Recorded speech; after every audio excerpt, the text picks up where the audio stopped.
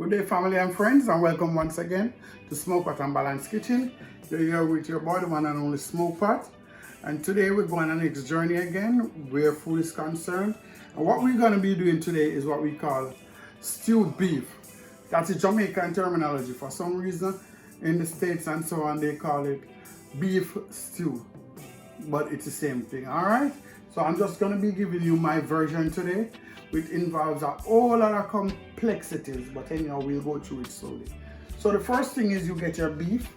I personally do not like to use the boneless beef. The boneless beef is too trashy and all of that. It doesn't give the same flavor.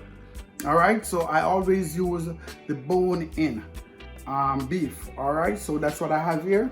So the first thing I do is I'm going to be adding some powdered seasoning. All right, so I'm going to get some black pepper.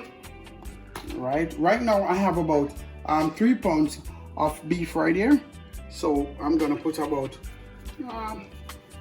1 teaspoon of black pepper. Also, before I go any further, just reminding you guys to subscribe, share, like. All right, if you have a comment, leave a comment, but subscribe, share, and like. Okay, so secondly, I'm going to be adding some adobe. All right, you know adobe is a mixture of garlic, onion, and so forth. So I'm gonna put an next teaspoon and a half of adobe right there. Pimento gives a great flavor when it comes to beef, so I'm gonna put a teaspoon or 3/4 teaspoon. All right, pimento seeds. Then I'm gonna put some all-purpose seasoning, and I'm gonna put 2 teaspoonsfuls. All right, and after that we're going to be using a little soy sauce. Right, I'm going to use about 2 tablespoons of soy sauce, and I'm also going to be using just a little, I would say about a half teaspoon of browning. The brand doesn't matter really that much. Right, so all right, there we go. Our browning is playing games with us. So let me get to our next one. All right, and we're going to be putting, I'm gonna say about half. All right, that's good. And now I'm just gonna stir that in quickly. All right, if you have time to do this in advance and have it sit, then you can do so, but I'm gonna just go straight ahead into my game right now because I have some trick up my sleeve when I do not get to have it sitting and marinating for any period of time. Later on you'll see that little trick that I have right here. So now I'm gonna go into my ground seasoning. So I have onions and scotch bonnet pepper. I have a nice amount. When I do not season from before I have it sit, I usually add more of these. Stir that in. I also have my bell peppers, different colors right now, so I'm dumping all of these inside there. And I have my scallion and thyme, dumping all of these inside there just the same. All right, nice, stir all this in. And as I'm saying, I will not be waiting for it to sit and marinate. I'll just put excess amount of ground seasoning, and that usually do the trick. So now I'll take this to the stove, right, and put it on 350 degrees, thereabout. Basically, you put it on high. All right, and I'm gonna add just a little water, right, because you're trying not to broil your beef as usual. I said when it comes to stews, you slow cook it, and you're gonna maintain that great flavor. If you try to put too much water and boiling, it's gonna be a bit bland for most part. It's gonna taste so much different. So I'm gonna leave this to boil for about 20 minutes to half an hour, and then we come and check back on it. At this time, my beef has been cooking now for about 40 minutes, and I'm just about to give a little taste, see if it's where it wanna be. As you see, it's now cooked down. We're in the gravy. It's slowly making. As I say, if you had used too much water, then you would have seen that real watery thing. Right now it's on the better side.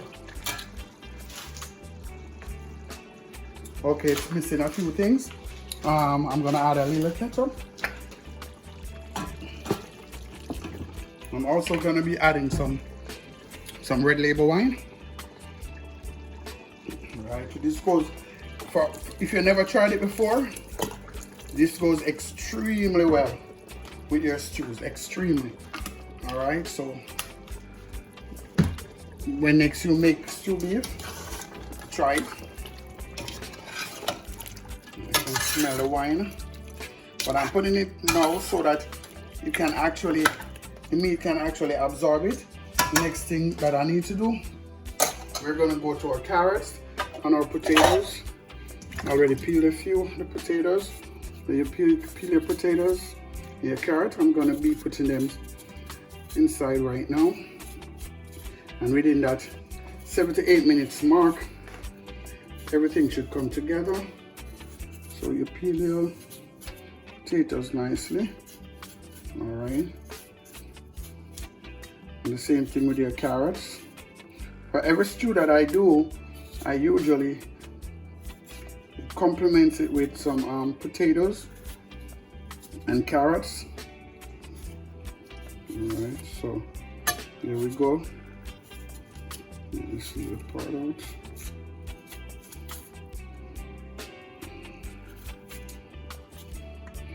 All right, you wash them properly once more.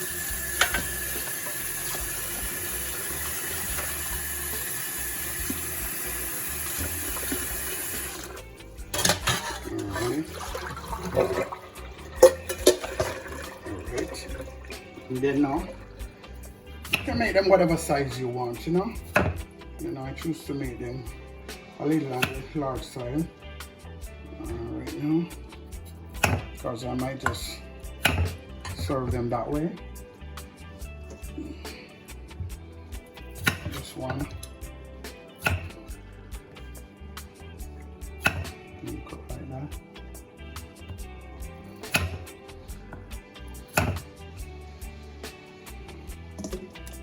Same goes for this.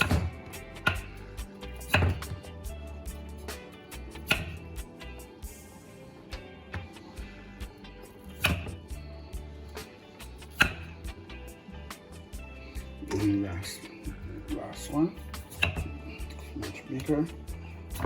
Make this 2 ways like this, and then put it right in just the same. Okay. 1, 2, 1. And now the same thing for our carrots. Okay, carrot, you can put a little design, turn it sideways.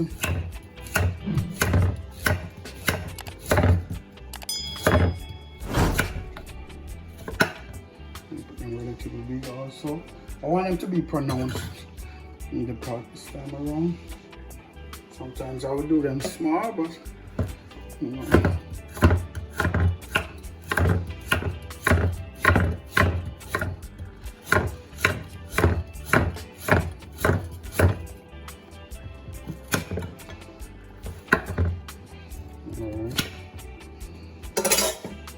Now I'll leave in,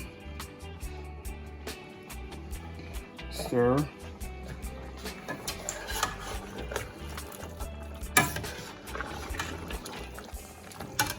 Alright, so we're gonna check this about 5 minutes time, and then more than likely it's gonna need a next about 4 more minutes, but at that time we'll see the texture, and we get one last taste in terms of exactly our flavor profile is.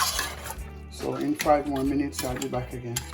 It's an additional 25 minutes, and at this time our stew has come together quite well. Okay, the gravy is good. See, nice gravy, and the beef is cooked thoroughly. The carrots and the potato still firm but cooked. So now is the time that we're going to go into our tasting once again.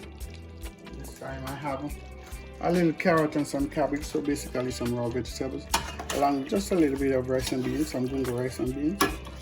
So I'm going to be adding my beef to this so that we can do our tasting.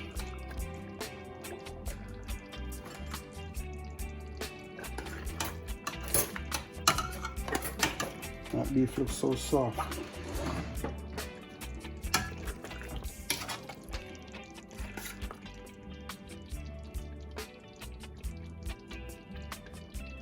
And get a carrot, and mix this with potato,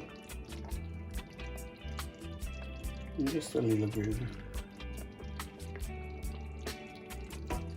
So that's our stew beef, our beef stew with potatoes and carrots and a little garnish with some raw vegetables. So that's what this looks like. Smelling very good. And I'm sure tasting just the same. So take a good look. That's our stew beef, or beef stew, depending on where you are. And it comes with our rice and beans, a little raw vegetables, some carrots, some purple and some white cabbage, and potatoes and carrots. So I'm going to take a taste right now, tell you guys exactly what it's like. Now first let me go for a piece of the potato. It's very hot.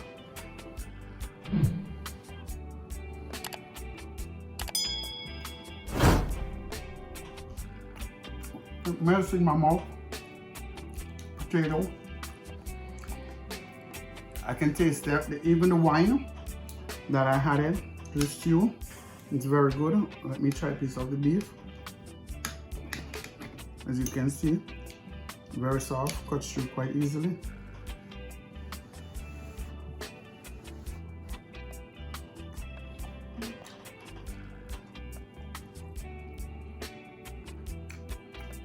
That's delicious.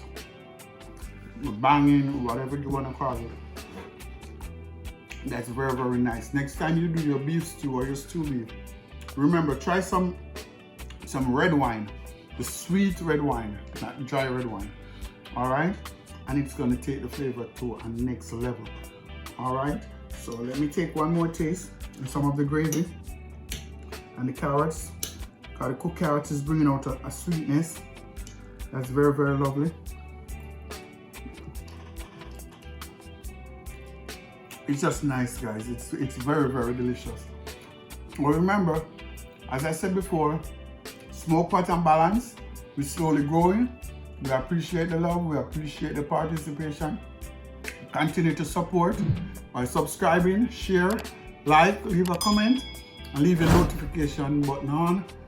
Please be safe throughout this holiday season, and love, stay blessed.